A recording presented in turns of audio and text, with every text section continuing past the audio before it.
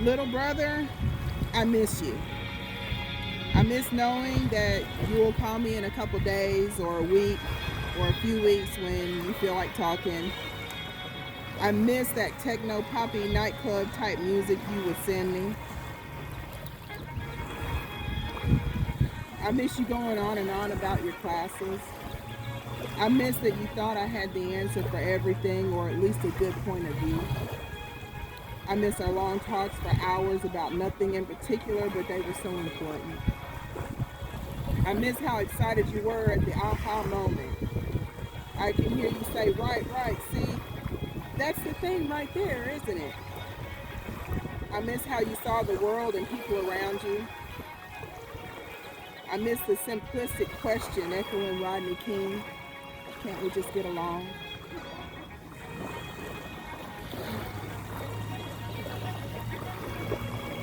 I'm glad what we have made peace. Some people don't get that. I'm glad I brought you back in touch with our dad. I'm glad that Karina got to hear one of our last conversations and how comfortable it was to just be open and transparent with each other. You were a good mediator, always polite, never pushy. I wish I could have done more for you. I wish I had heard you better. I wish I had seen through you. I wish I had known how to break through what you needed. I wish that I had told you that you were enough.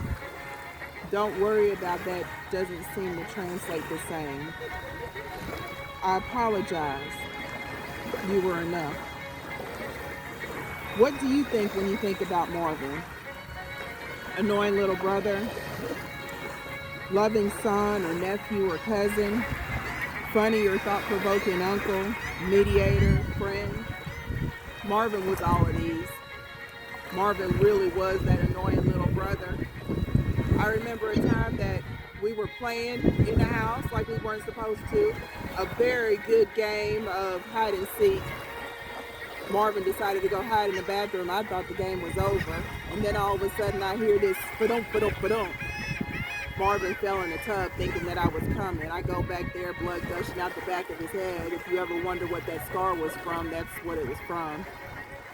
My dad got home just in time to take Marvin to go get stitches, and we both got in some really good trouble behind that right there.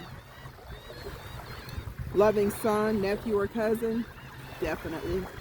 I've talked to aunts, uncles, cousins in the last few weeks, and honestly, they all said that Marvin made a point of calling them on a regular basis, touching base with them, just to make sure that they were in a good place. Funny or thought-provoking uncle? Yeah, Marvin was definitely that. Quirky.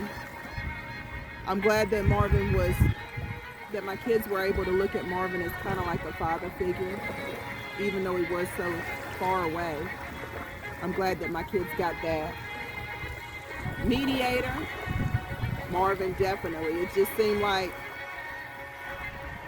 he had this strange way of calling whenever we had some issue in the house, and he would always be, look, I don't want to get involved, but can you help me understand? And I would just explain to him what was going on, and just the fact that he understood what was going on, things always changed. Friend? Yeah. Marvin was a good friend. To every friend he had and to everybody that called Marvin friend, he was a good friend.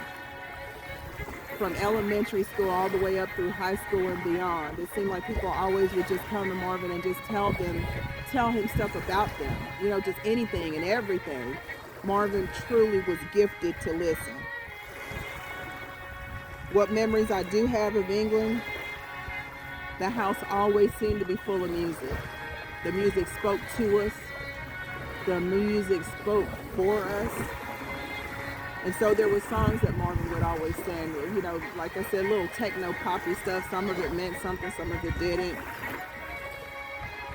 One of Marvin's favorite songs, my mom said he used to whistle it all the time when she came to visit.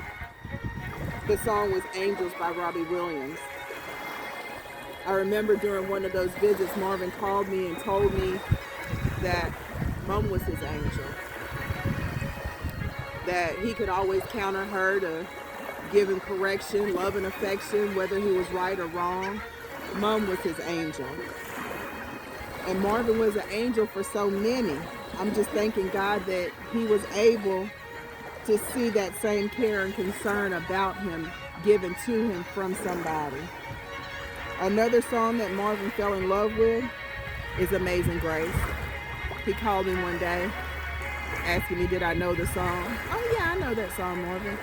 Man, that song, the words to the song, it just really hit him. And he asked me, he said, can that song be talking about me? I said, yeah, absolutely it's talking about you. Absolutely it's talking about you. We're all saved by grace if we accept it. He said he accepted it. And so he was. And that was good enough for me. The last song that Marvin sent to me was Florence and the Machine. You've Got the Love. It was recorded live at the Royal Albert Hall. It was absolutely beautiful. It had strings all at the beginning of it.